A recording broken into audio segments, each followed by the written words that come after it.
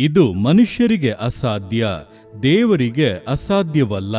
ದೇವರಿಗೆ ಎಲ್ಲವೂ ಸಾಧ್ಯವೇ. ಮಾರ್ಕ 10:27.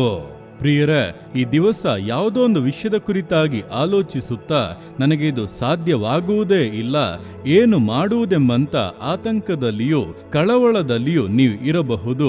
ದೇವರು ನಿಮ್ಮ ನೋಡಿ ಹೇಳುತ್ತಾ ಇದ್ದಾರೆ, ಮಗನೇ ಮಗಳೇ, ನಿನಗೆ ಇದು ಅಸಾಧ್ಯವಾಗಿ ತೋರುತ್ತಾ ಇರಬಹುದು, ಆದರೆ ನನಗಲ್ಲ.